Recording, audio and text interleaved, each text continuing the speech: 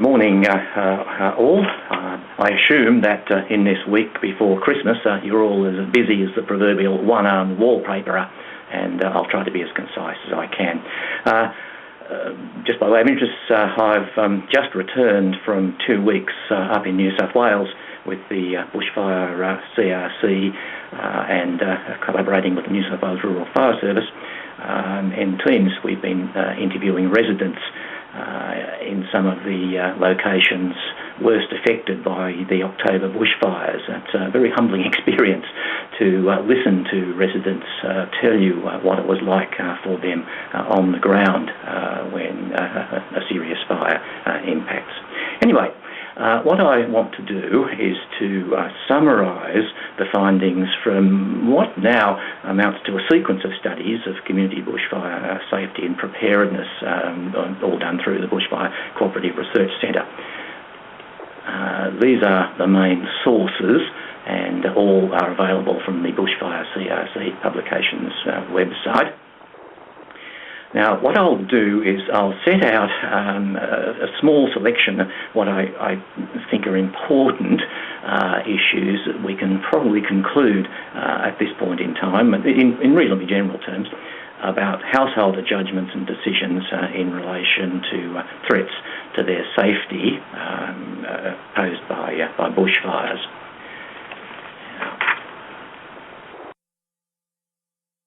I think the most appropriate point to start is really the issue of perception of bushfire risk and the degree to which householders, particularly in areas which are recognised as being at risk, understand themselves to be at risk.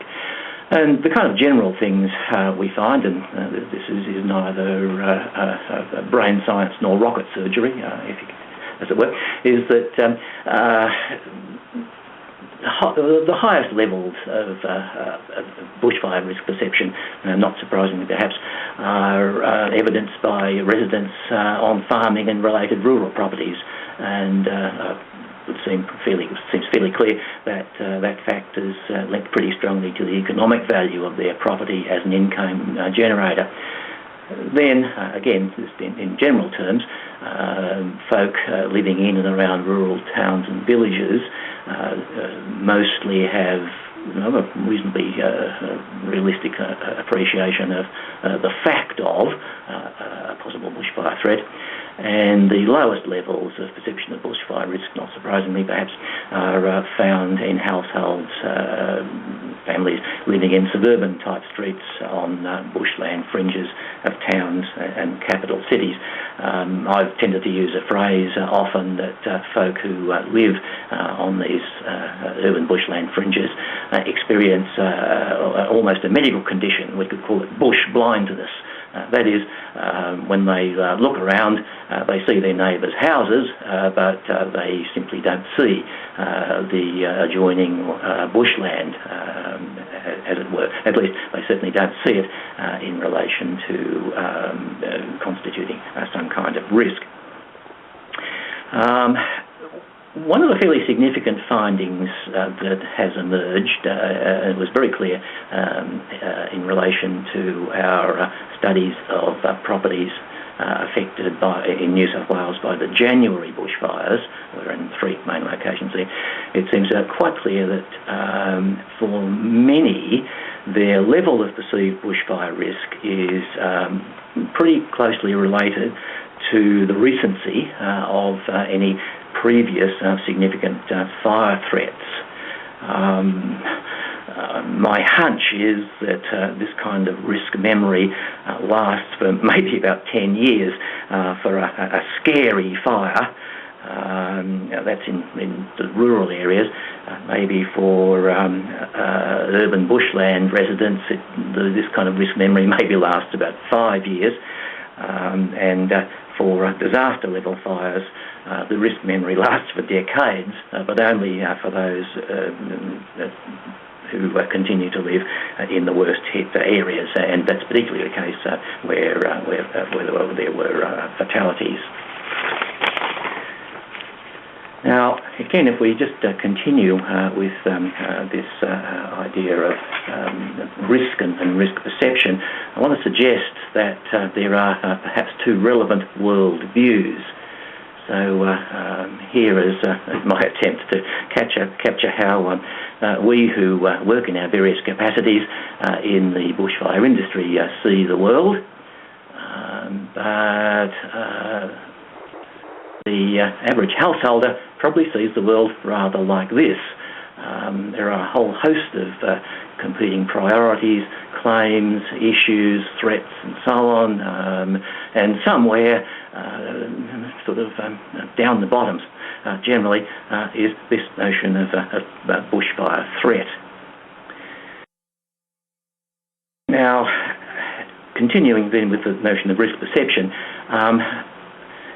our general model for quantifying risk is the notion that risk is some function of the probability of an event occurring multiplied by the severity of the outcome if that event was in fact to occur.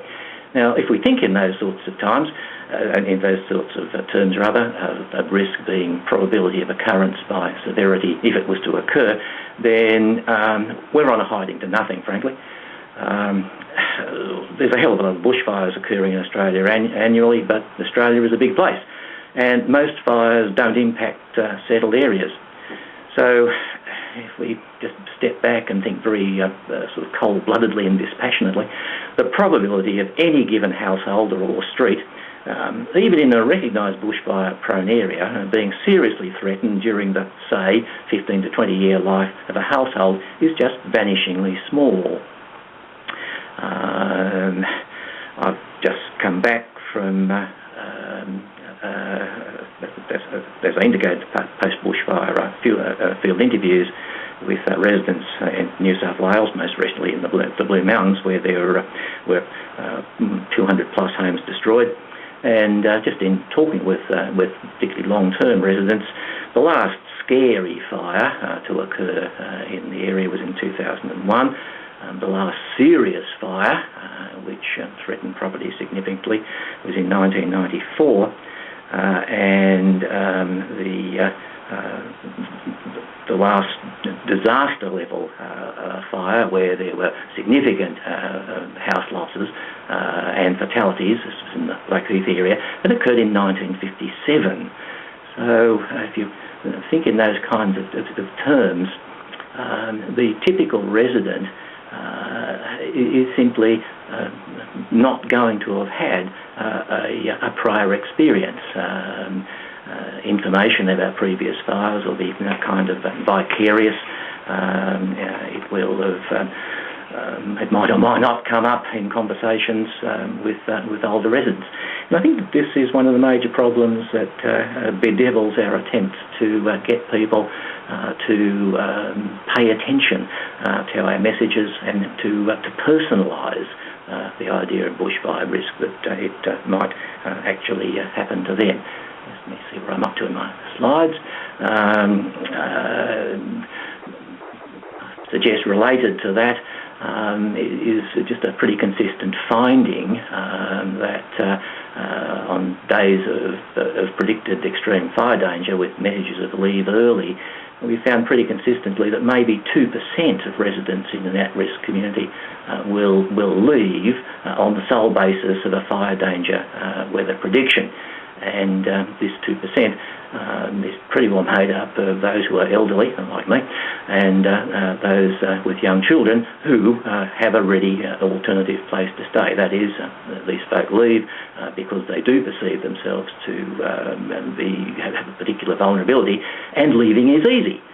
There's somewhere to go where there's no drama.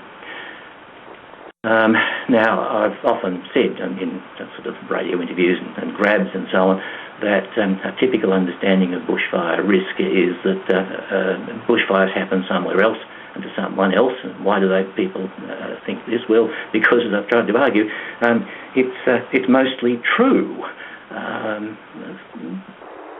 People hear on the media about bushfires happening somewhere else and to someone else. And again, as I said, within the life of the typical household, it isn't going to happen to them. What do we do with this? I'm not sure. Perhaps one of the things that we could do is look at our messages and try and counter the low probability of fire impact with an emphasis on two things, the severity and the kinds of actions that people can take to mitigate that risk.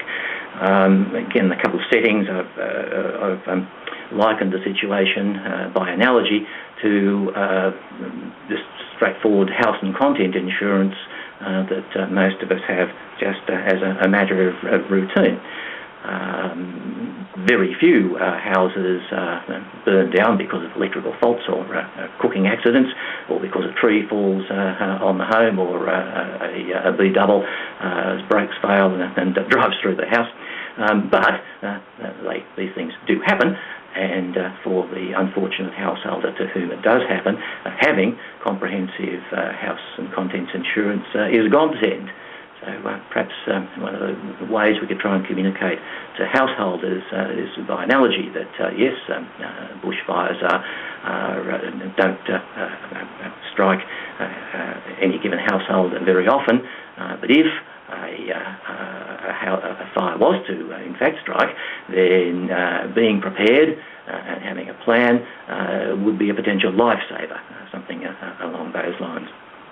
And then going on to provide information. Here are the things that you can do, emphasising that when there's a bushfire, the safest place to be is somewhere else, and being somewhere else is even better if your house is likely to still be standing when you get back. And here are some of the things that you can do to make it more likely that your house will still be standing. I'm not a marketing person, but those are the kinds of ideas that occur to me. I mentioned that I'd just come back from the Blue Mountains, and while chatting with one of the Rural Fire Service folk, he indicated that it appeared that some 20,000 New South Wales RFS bushfire plan guides had been distributed in the Blue Mountains areas. But in fact, of the householders we interviewed, very few actually recalled receiving or obtaining this particular document. Fewer reported that yes, they'd read it, and even fewer still reported that they'd actively made use of it in terms of trying to improve their household safety. And I guess this is just one more reminder of something that I guess a lot of us appreciate, that the mere availability to householders of printed information overall has little impact on householders' decisions and actions in relation to their bushfire safety. We have to go beyond clearly the mere provision of written information.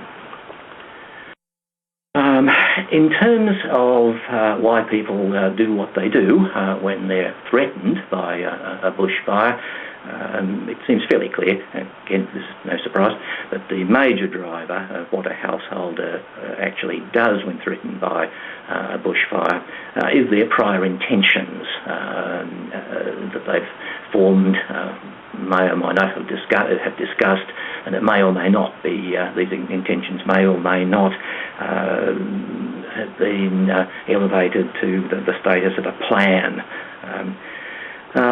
The link seems strongest for those householders who actually intend to stay and defend their home. I guess that's not surprising, and that if a person decides they're going to stay and defend, then it's almost follows automatically that there'll be some kind of activities that they'll take to do with staying and defending, and those actions then generally increase the level of commitment to actually implementing that action.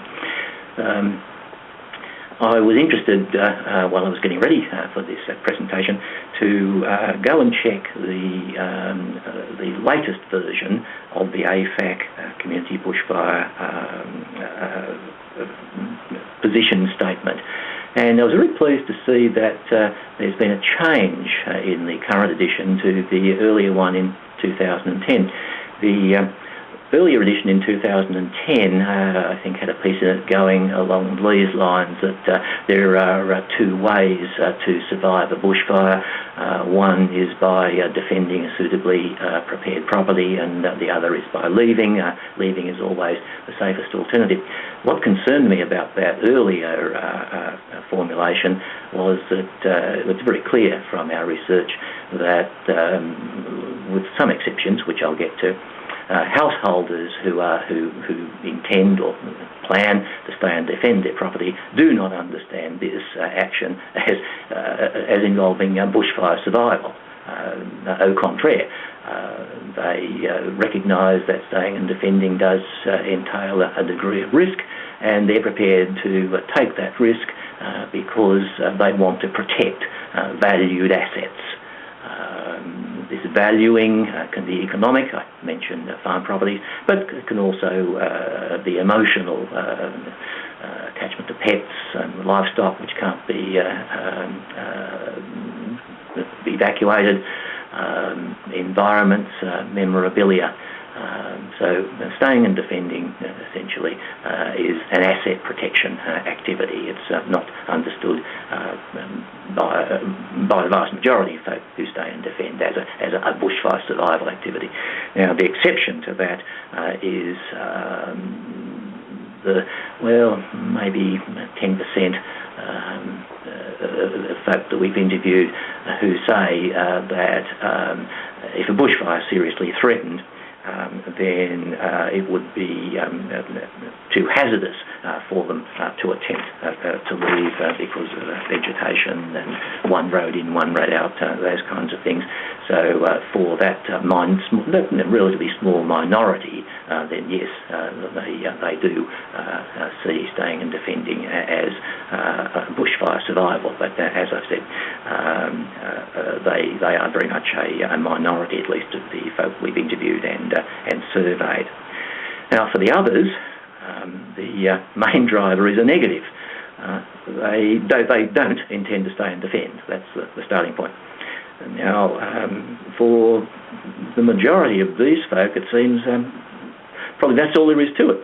The fact that in the face of a bushfire threat, they only have three alternatives in terms of not dying. One is to contest the threat, and that's by defending, avoid the threat by leaving, or endure the threat by sheltering. But it seems that the vast majority of folk have decided that, we're not going to stay and defend. They don't go on to then think seriously of the what. The notion of planning and preparing to leave safely just doesn't seem to come into awareness. Those who seriously do plan to leave, many of them have experienced a fire previously and have decided that they're not going to take the chance. Others, often because they have young children or elderly parents or other dependents, believe it's too chancy.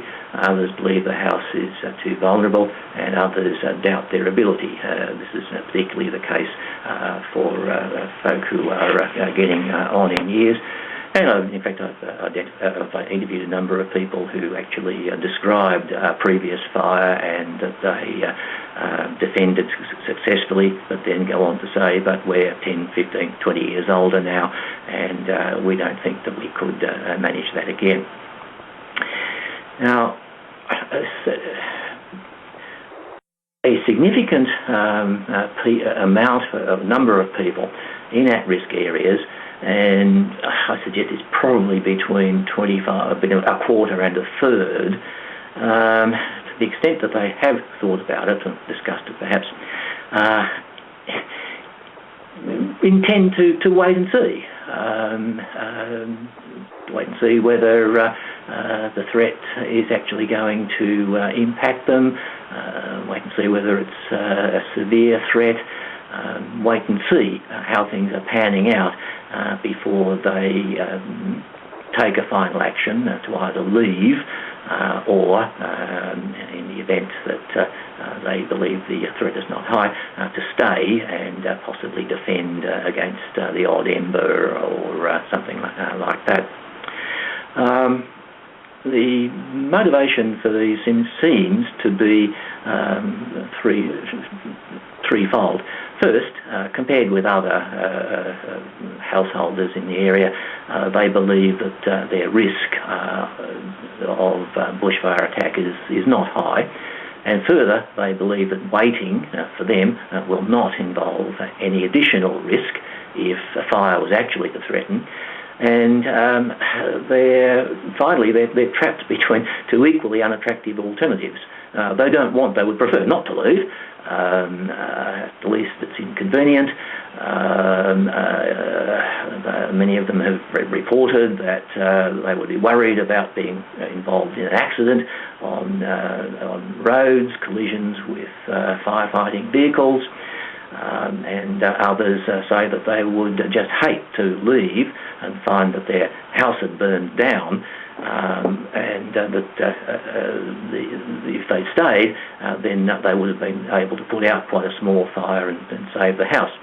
On the other hand, they certainly don't want to actually have to experience a severe bushfire attack, and so there is a kind of a paralysis of action until such time as the threat either it's clear it's not going to impact them, or there's absolutely unequivocal evidence that they are going to come under serious attack, in which case it may well be too late for them to leave safely. The point I'm trying to make here is that while it's easy for us in the industry to say do not wait and see and shake a monetary finger at people who do that, from their point of view, from the householder's point of view, what's the problem? It makes excellent sense to them to not immediately rush off. It makes eminent sense to wait as long as possible. Where does this leave us? Probably it leaves us in the position that it's rather pointless to simply say don't wait and see. Perhaps more useful messages would be don't wait and just hope for the best. Decide beforehand what you'll use as you signal that it's time to go. I think that there's more there that we need to do with that. Now,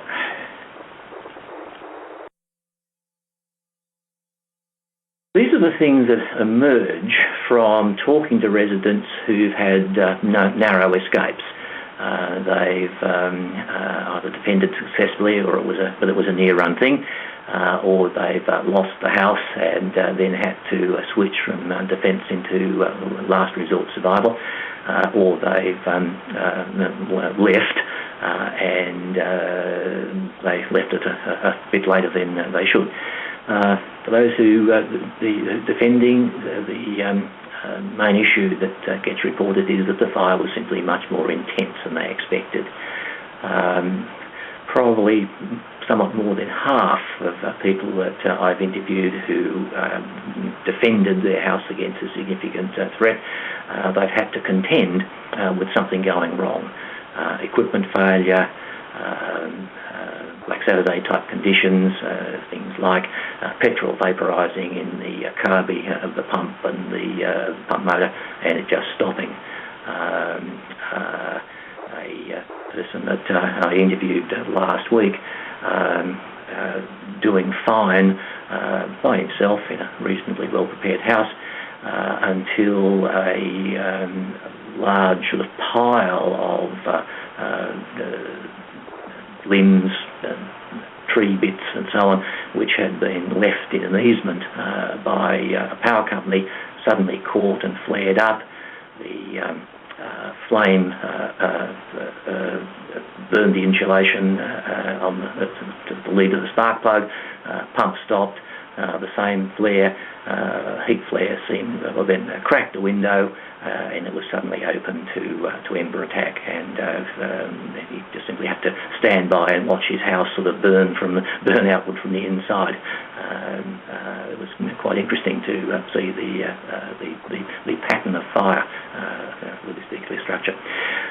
Lack of time to get ready is frequently referred to, and most of the folk that I've spoken with who defend over a long period of time just talk about how tired they get, how fatigue saps the energy, and a number of people have reported that in fact they lost the house because they were just too tired to keep fighting it. For folk who leave and have a narrow escape, again, reports of the fire being more intense and also coming upon them faster than they expected, than not having the time that they anticipated to actually get from the property onto a place of safety. Lack of official information about fire location and direction of travel, and about road closures, road safety and so on, is commonly reported as a safety compromising issue. Fear and panic among folk intending to leave is also frequently reported, and there are vehicle problems and the escape routes compromised.